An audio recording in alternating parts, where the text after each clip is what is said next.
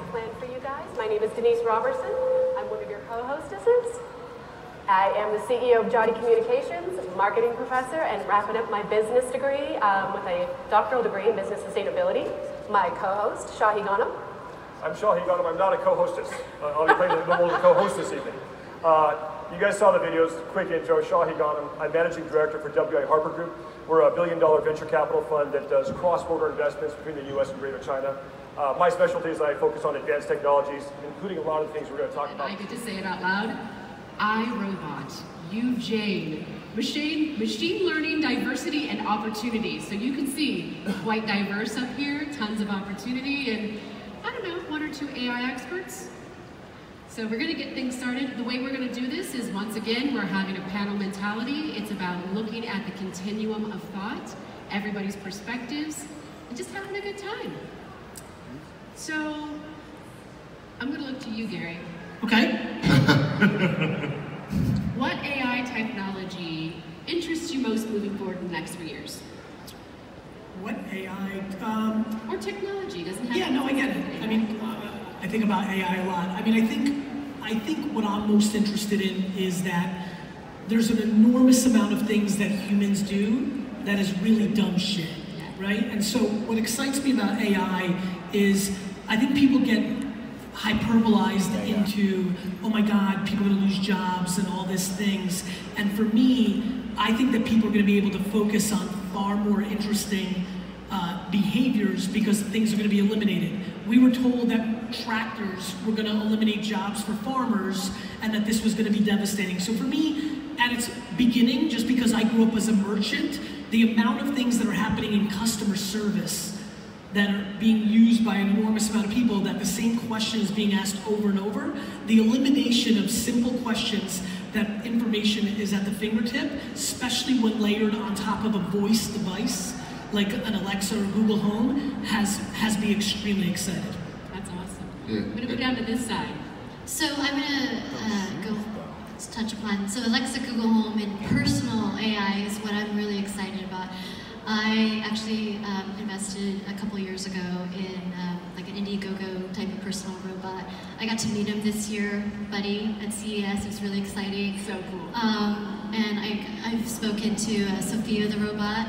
I really look at that as definitely the future, being able to interact with AI and having them in our lives on a daily basis, more than just Google Home and Alexa and Siri. But I like for them to become, you know, my personal assistant, do all the things that I don't want to do, and make my life a lot easier. So I look really forward to that happening.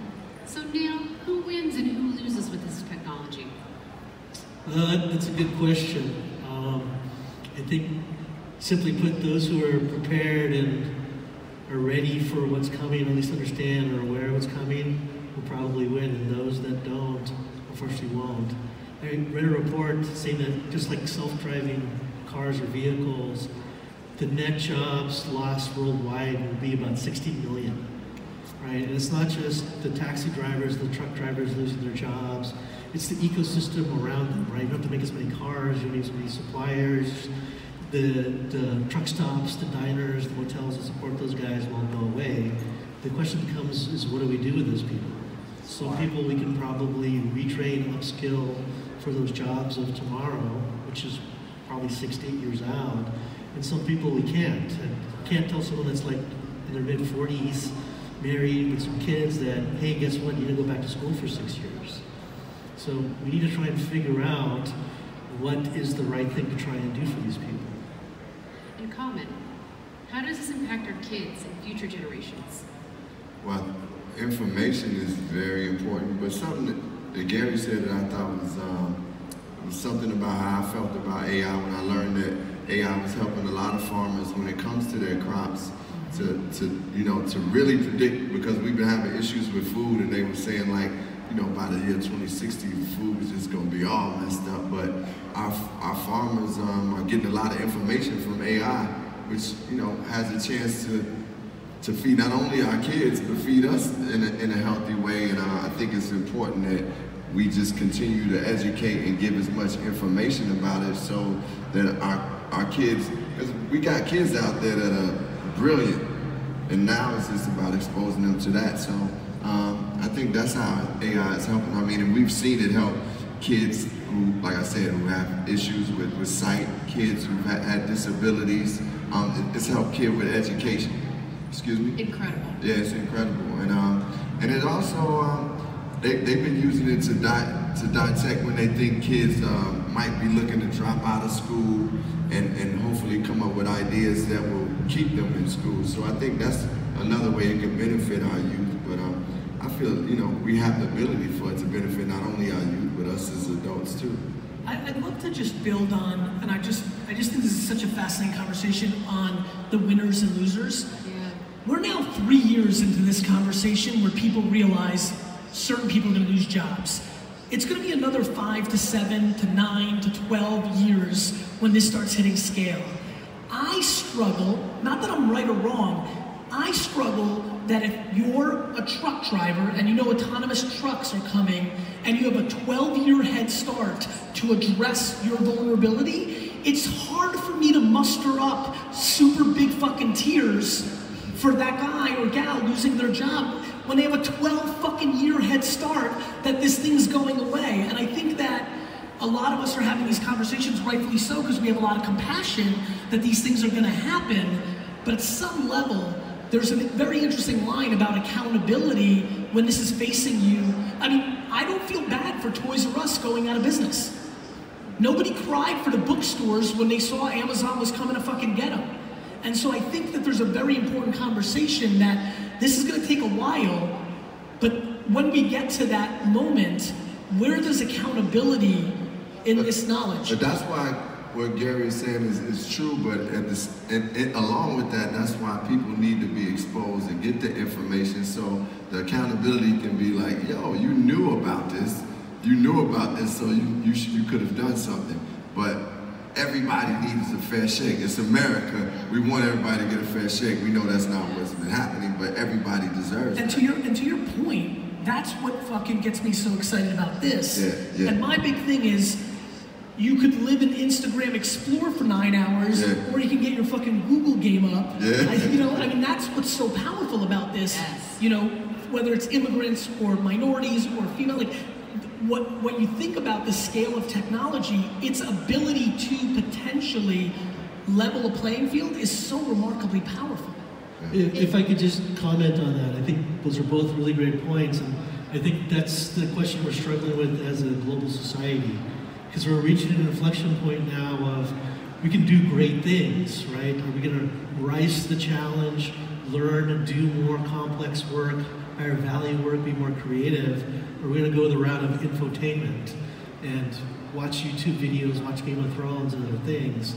And right now, I don't know which way we'll break as a society. But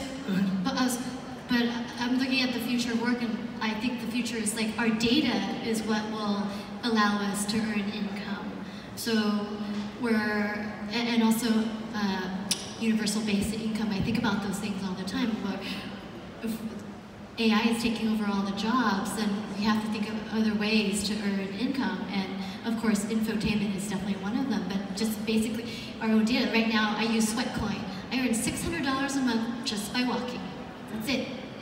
So guys, I can tell you all seem a little bit bashful. Gary, you got more? I just think this is interesting. I think history can help us so much. Game of Thrones, or listening to music, or watching a video of somebody. Escapism has always been such a foundational part of us. The fact that the circus was the leading fucking place that people spent money on during the Great Depression blows my fucking head off. People don't have food, and the circus is dominating. Why? Because life was super hard, and getting those 2 or 3 hours, I'm sure, when I listen to an album, that's escapism, that's for me to balance.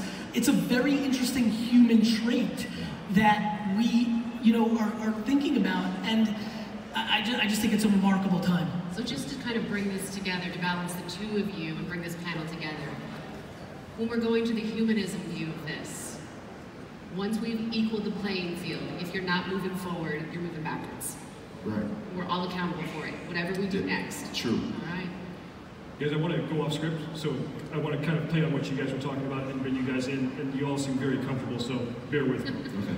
There's this common misconception. We talk about artificial intelligence, right? It's an amalgamation of technologies. Computer vision, NLP, voice recognition, data processing in the cloud, storage in the cloud, many, many other things, robotics.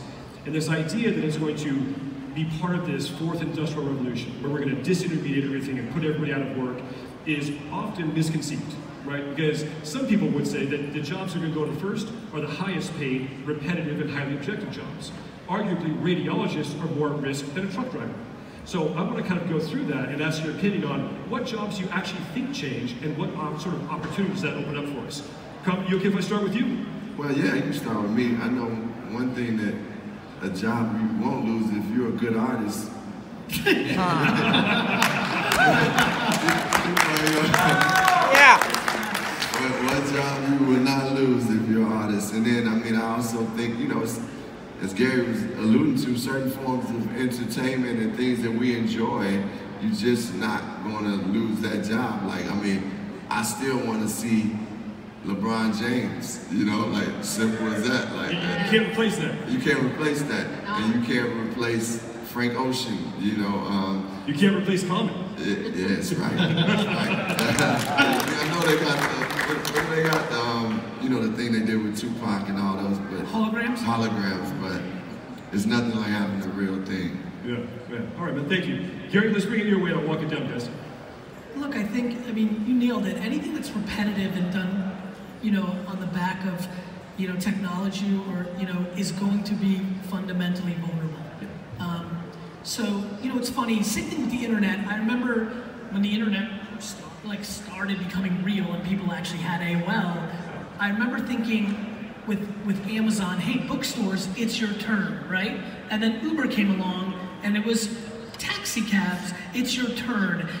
You know, to me, everybody's gonna have a turn outside of that is black and white. I think what Common's referring to, which is so powerful about art, is that it's gray, right? Yeah. But I think anything that is black and white is remarkably vulnerable. There's so many things that are done by people that are typing away at a computer that are a human typing away at a computer to create an action for another human is 100% vulnerable. Fu, what about you? I look at this as an opportunity for all of us to become polymaths, Renaissance men and women, to be the day of being specialized in a skill. That's not happening anymore, you know, right? So, like, Common, you're an artist, but now you're also doing tech stuff. I used to do so many different things before I did this. I was a behavioral therapist. I had a VR company, an AR company, a blockchain company. I'm a VC. So many things. I look at this as a real opportunity for us to learn so many different things and let the AI take all the repetitive jobs. They should. I don't think there should be any more slave labor. This is an opportunity. Like I was just in China for the last month, and there's no recycling at where I was because they have humans to separate all the recycling.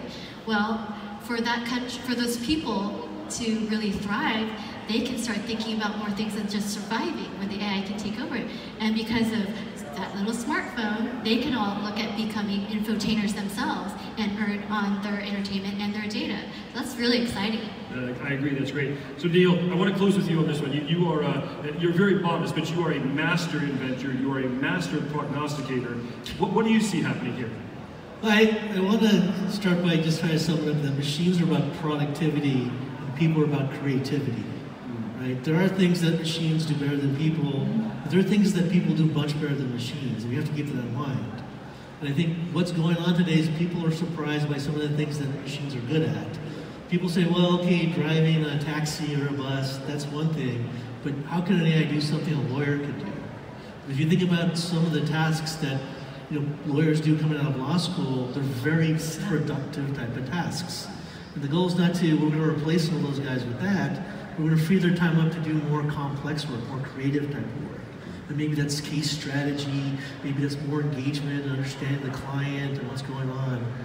I think what we really have to deal with, again, as a society, is understanding how our work, how our lives